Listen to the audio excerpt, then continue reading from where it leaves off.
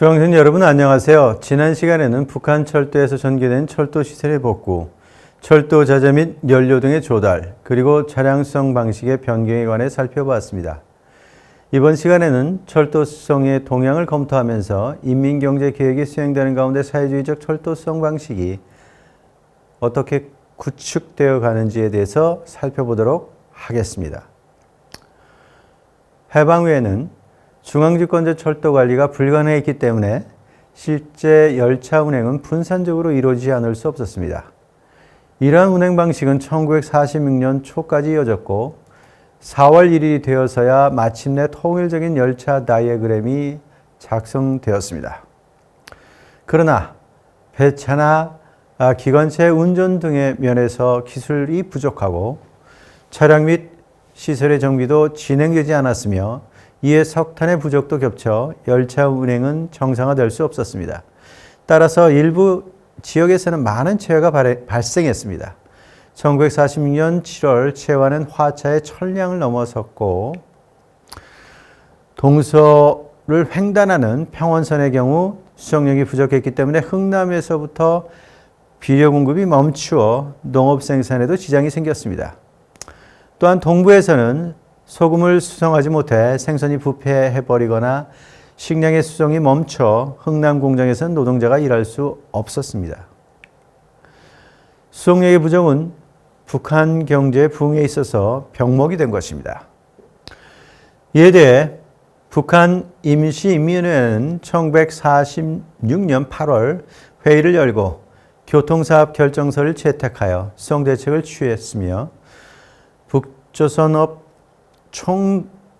총동맹 중앙위원회도 증상경제운동을 강화하고 철도 운수 사업을 개선하고자 했습니다. 이미 현장에서 7월에는 종업원의 결기대회가 열려 반동분재를 숙청하고 수송의 정상화를 결의했습니다. 평원선에 대해서 기관차를 비롯한 철도 차량을 많이 배치하고 각 기간구별로 기관차의 운영 구간을 설정하고 열차의 회기 시간 단축에 의한 통과 능력 향상을 추진했습니다. 그와 동시에 선로 복구와 차량 수선을 진행해 체화 문제를 해결하고자 했습니다. 1946년 10월 25일에는 평양 원산 간 직통 열차 운행이 시작되었습니다.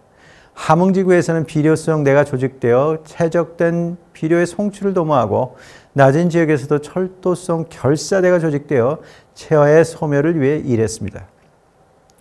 1947년에 들어 최초의 인민경제계획이 작성되어 그 가운데 운송 부문이 가지는 역할은 인체기관에 있어서 혈관과도 같다고 비유했지만 평원선에서는 여전히 연료, 자재, 식량, 비료 등과 같은 막대한 화물이 1946년부터 체화되고 있었습니다.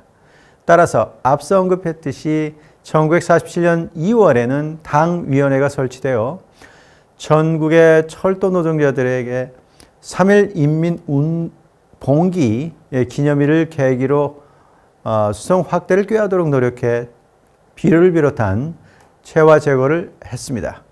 이러한 대중동원운동은 5.1 기념 건국 증산경쟁, 8.15 해방 2주년 기념 증송경제운동, 연말 증송경쟁, 신화폐 발행, 무사고 주행 돌격운동, 기관차 대 기관차 경쟁, 자동차 경쟁, 특별 돌격, 무사고 정지 주파 운동으로 전개되었고 그 뒤에도 반복되었습니다.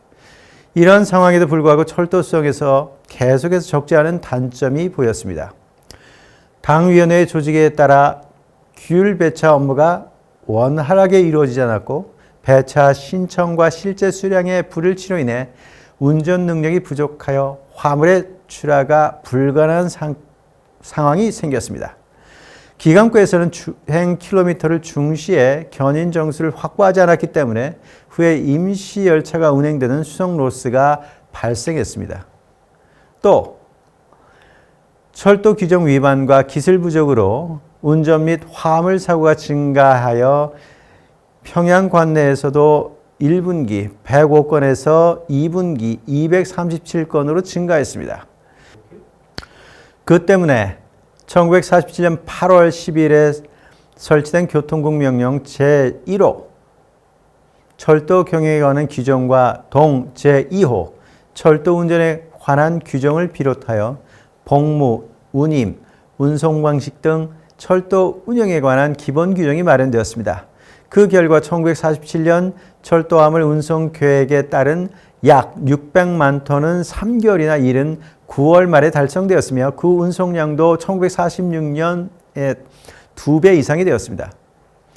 1948년 수송계획이 1160만 톤과 1700만 톤으로 확대되자 선로보수를 비롯한 철도 기술 장비의 강화, 열차 정신 운행의 보증, 심지어 기관차의 견인 중량의 증가를 통해 화체 회기 일수 단축을 꾀했습니다. 1948년부터 출하 기간으로 구성된 수송협의회를 거쳐 수송 계획을 실시하였습니다. 1948년 3월 10일에는 북조선 인민위원회 결정 제124호 철도 운수 사업 강화에 관한 결정서가 채택되고 그 후 증송운동, 견인 정소 확보 운동이 전개되어 화차 정류 시간의 단축이나 열차 증발이 진행되었습니다. 같은 해 7월에는 교통계약 제도가 실시되어 매월 하주와 체결되는 수송계약에 따라 화물 수송량은 현저히 증가했습니다. 이렇게 배차가 보다 명확해짐에 따라 화차의 효율적인 이용이 이루어졌습니다.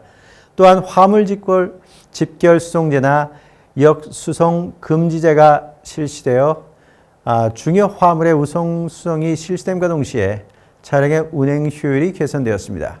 그 결과 석탄, 광물, 목재, 농산물 등 중요 화물이 표에서 확인될 수 있듯이 1948년 상반기에서 1949년 상반기에 걸쳐 또한 1949년 제1분기에서 1950년 제1분기에 걸쳐 크게 늘어났음을 알 수 있습니다. 1949년 2월에는 최고인민회의 제2차 회의에서 1949년 1950년 2개년 인민경제계획이 수립되어 철도 수송 사업의 개선 방향이 요구되었습니다. 이에 따라 교통성은 2개년 인민경제계획을 달성하기 위해 그 대책을 모색하였고 노동집약장 철도 운영 방식으로 증상경쟁 운동을 전개했음은 물론입니다. 이에 따라 1949년 상반기에는 745만 톤을 기록해 전년 동기 497만 6천 톤에 비해 수송량이 크게 증가했을 뿐만 아니라 달성률도 같은 기간 83%에서 103%로 높아졌습니다.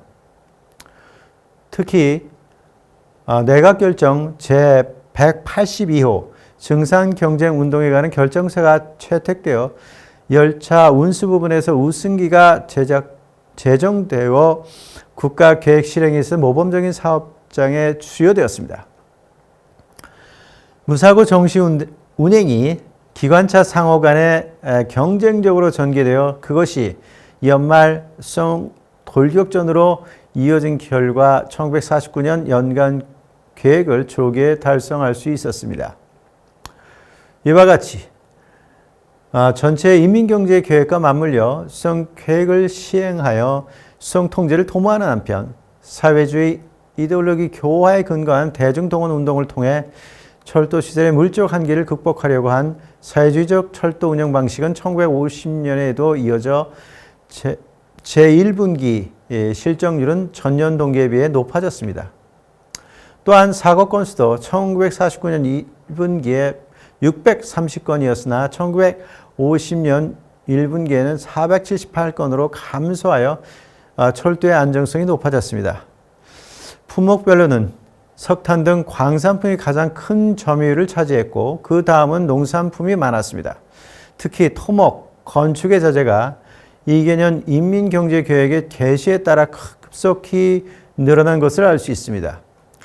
이상과 같은 대책은 과연 얼마나 효과적이었을까요?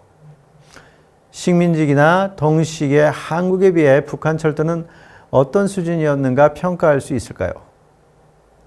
이에 대한 해답을 얻기 위해 철도 부분의 노동 생산성을 추계해보면 태평양 전쟁기 중에 높아진 생산성은 해방 후 남북 모두 급감하였습니다. 이러한 가운데 1946년 북한의 노동 생산성이 4만 1081인톤킬로미터로 남한의 9만 4169인톤킬로미터보다 훨씬 낮았습니다. 여기서 인톤킬로미터는 수송 단위입니다. 해방과 남북 분단에 의한 충격이 북한에서 더 컸음을 보여주고 있습니다.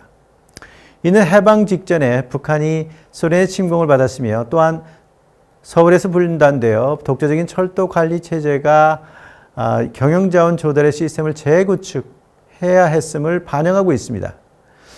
그러나 이후 회복에 있어서 북한 쪽이 압도적으로 빨라서 1948년에는 12만 1,420인톤킬로미터로 남한의 노동 생산성은 10만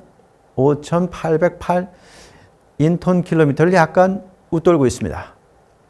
북한 철도가 불리한 상황에 있었음에도 불구하고 매우 빠른 속도로 회복했던 것입니다.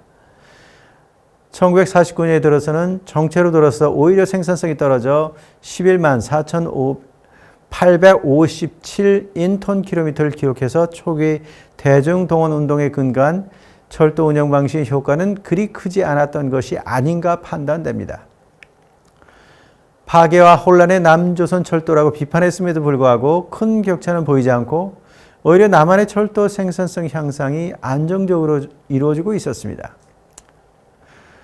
남한 철도는 철도 사업에 중점을 두는 미국의 경제 원조를 받아 해방 후 한국인에 의한 철도 운영이 정착되고 있었다고 판단됩니다. 이러한 점에서 1949년에서 1950년에 실시된 2개년 인민경제계획에서 다음과 같은 단점이 지적된 것에 주목할 필요가 있습니다. 첫째, 배차 조작이 정확히 이루어지지 않고 열차의 정시 운행 확보와 화차 정류 시간의 단축을 위한 투쟁이 미약하게밖에 전개되지 않았습니다. 그 결과 화차 부족이라는 현상이 표면화되었지만 철도 차량이 충분히 등차되지 않았고 기관차를 비롯해 상당수의 차량이 운영 불가능했던 것이 근본 원인이었을 것입니다. 둘째, 철도망 확장, 운수시설의 개선 강화를 위한 기본 건설 사업이 낮은 수준에서 진행되었다는 것입니다. 그 성과는 종래보다 개선되었지만 여전히 개선되어야 할 점이 많았다고 할 수 있습니다. 지금까지 해방 후 북한에서 철도 정비와 더불어 사회지적 철도 운행이 시작되었다는 것을 살펴보았습니다.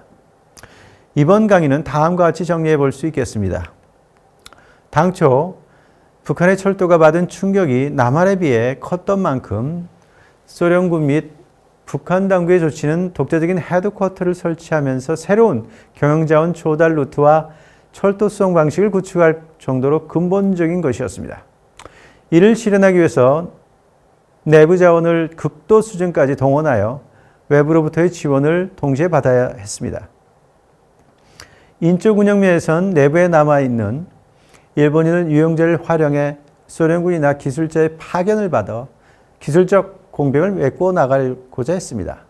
이 기간 동안 일본인을 조직 주변에서 중심부로 배치해 보다 높은 기술을 배우고 기술에 필요한 직무에 맞추는 것과 동시에 광범위한 기술 교육을 내부적으로 전개했던 것입니다.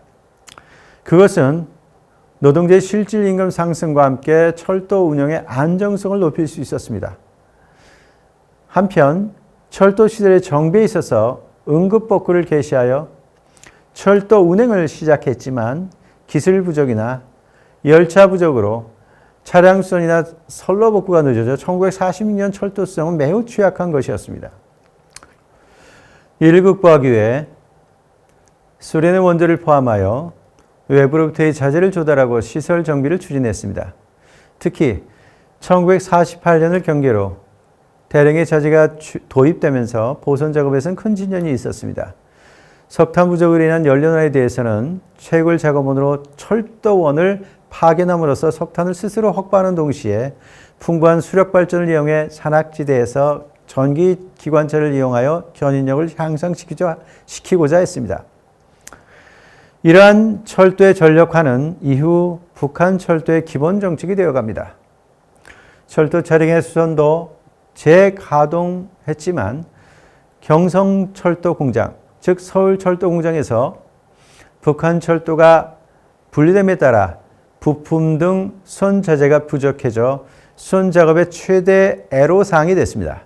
이 문제를 해결하기 위해 내부에서 부품을 제작하여 철도 차량을 수리해 나갔습니다. 이는 식민지기 조선국유철도에서 강조된 조선 산품의 활용 방식을 계승한 것이기도 했지만 다량의 철도 차량이 소련으로부터 공급되었다는 것도 주목할 필요가 있습니다. 그야말로 소련의 원자가 있었기 때문에 북한의 철도 부흥이 가능했던 것입니다. 이러한 인적, 물적 정비가 진행됨과 동시에 사회주의 철도 운영이 시작되었습니다. 당초에는 소련군의 명령을 받아 열차 운행이 이루어졌지만 철도 관리 기구의 재편과 함께 조선인 측의 관리 역량이 축적되면서 조선인에 의한 자주적 철도 운영이 자리 잡기 시작했습니다. 초기에는 철도 시설과 기술 면에서 여러 한계가 존재했기 때문에 대중 동원 운동을 통해 이를 극복하고자 했습니다. 그 배경에는 사회주의적 이데올로기가 있었던 것은 말할 필요도 없습니다. 우리가 간과해서는 안 되는 것은 동시에 그것이 내부 반동을 쫓는 과정이기도 했다는 점입니다. 이러한 대중 동원 운동은 반복적으로 전개되기는 했지만 사실상 철도 운영의 정상화는 외부로부터의 경영자원이 조달된 것에 따른 것입니다. 인민경제계획의 추진에 따라 북한 경제의 혈관인 철도 또한 경제계획에 편입되어 수송력의 손실을 막기 위해 수송통제와 수송 효율화가 강조되었습니다. 노동 생산성 수치에서 판단하건대 중일전쟁이 발발하기 전에 식민지기 수준과 비교하여 당시 북한 철도는 그 70% 수준에 달했습니다. 이러한 수치는 북한 철도가 식민지기로부터 해방과 남북 분단에 의해 발생한 충격을 완전히 극복할 수 없었다는 것을 의미하지만 이는 철도에 한정된 문제가 아니라 북한 전반에서 확인할 수 있는 현상이기도 했습니다.